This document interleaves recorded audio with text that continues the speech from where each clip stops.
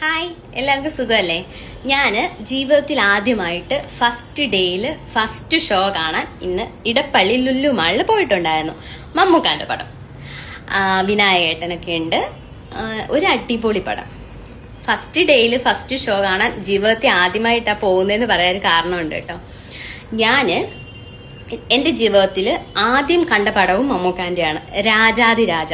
ജീവിതത്തിൽ ആദ്യമായിട്ട് തിയേറ്ററിൽ പോയി കണ്ട ഒരു പടം അതാണ്. ഞാൻ അന്നാണ് തിയേറ്ററിനകമൊക്കെ കാണുന്നത്.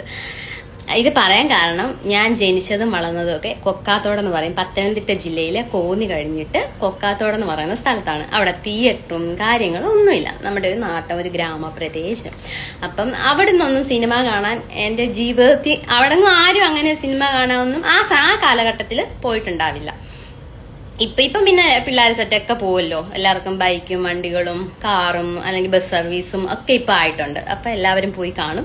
പക്ഷെ ഞാനൊക്കെ പഠിക്കുന്ന അല്ലെങ്കിൽ എന്റെയൊക്കെ ചെറുപ്പകാലത്ത് ചെറിയ പ്രായത്തിൽ നമ്മളെ ഒന്നും കൊണ്ടുപോകാൻ വീട്ടിൽ ആരുമില്ല, പോയി വരാനുള്ള സൗകര്യവുമില്ല. ഞാനൊക്കെ താമസിക്കുന്ന അങ്ങ് ഉൾപ്രദേശത്താണ്, വനമേഖലയാണ്, വണ്ടി സൗകര്യങ്ങളൊന്നുമില്ല. ഒരു ബസ് മറ്റോ അങ്ങനെ ഉള്ളൂ. അതും ബസ്സിൽ നമ്മൾ യാത്ര ചെയ്യാൻ ഒത്തിരി കിലോമീറ്ററുകൾ നടന്ന് വരണം ബസ് ഉള്ളിടത്ത് വരണമെങ്കിൽ. അങ്ങനെയൊക്കെ ജീവിച്ച ഒരു കാലഘട്ടമായിരുന്നു എൻ്റെ. അപ്പോൾ ഈ സിനിമ എന്നൊക്കെ പറയുന്ന എൻ്റെ സ്വപ്നങ്ങളിലുണ്ട് സിനിമ. എൻ്റെ അമ്മാവൻ്റെ വീട്ടിലൊക്കെ മറ്റേ ദൂരദർശനിൽ സിനിമ ഞായറാഴ്ച 4 മണിക്കൊക്കെ സിനിമ വരുമ്പം പോയി കാണും.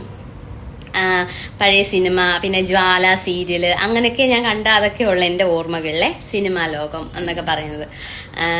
പിന്നെ ഞാൻ എന്നാണോ ആദ്യമായിട്ട് ഈ TV-യിൽ ഇങ്ങനത്തെ പ്രോഗ്രാമുകളും സിനിമകളും ഒക്കെ കണ്ടേ അന്ന് മുതലേ അഭിനയമോഹം എൻ്റെ മനസ്സിൽ കൂടിയതായിട്ട് അതിന്നും അങ്ങനെ തുടരുന്നു. ഇപ്പം ഞാൻ എൻ്റെ പിന്നാലെ നടക്കുന്നു.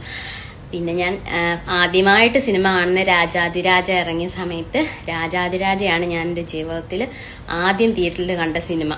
അതിനുശേഷം മമ്മൂക്കാന്റെ തിയേറ്ററിൽ പോയൊരു പടം കാണുന്നത് ഇതാണ്. എനിക്ക് ഇപ്പോഴാണ് ഒരു സിനിമ കാണാൻ പറ്റിയത് മമ്മൂക്കാന്റെ തിയേറ്ററിൽ പോയിട്ട്. വേറെ സിനിമകളൊക്കെ കണ്ടിട്ടുണ്ട് തിയേറ്ററിൽ പോയിട്ട്. ഇപ്പോൾ ഈ കുറച്ച് നാളുകൊണ്ട് സിനിമകളൊക്കെ കാണാറുണ്ട്. എങ്കിലും മമ്മൂക്കാന്റെ ഒരു പടം രണ്ടാമത്തെ പ്രാവശ്യമാണ് ഞാൻ തിയേറ്ററിൽ കാണുന്ന. ഇതാണോ രണ്ടാമത്തെ പടം. ഒന്നും പറയാനില്ല. വിനായകൻ ചേട്ടനൊക്കെ തകർത്ത് അഭിനയിച്ച പടം. രണ്ടുപേരും കട്ടയ്ക്ക് കട്ട നിന്ന് അഭിനയിക്കുന്ന പടം.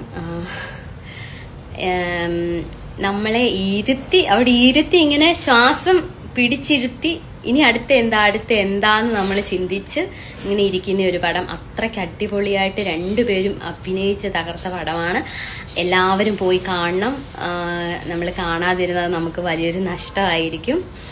ഞാനിപ്പോൾ എൻ്റെ ഈ സന്തോഷം നിങ്ങളോട് പങ്കുവയ്ക്കാൻ വന്ന കേട്ടോ.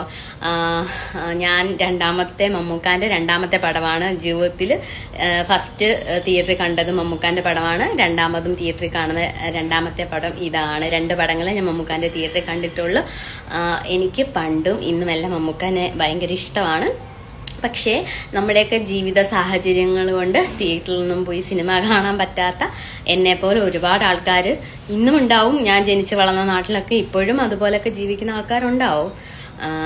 പക്ഷെ അതിൽ നിന്നൊക്കെ ഇപ്പോൾ ഒരുപാട് മാറ്റങ്ങളൊക്കെ ഇപ്പം വന്നിട്ടുണ്ട്. അപ്പം എല്ലാവരും പോയി സിനിമ കാണണം. അടിപൊളി പടമാണ്.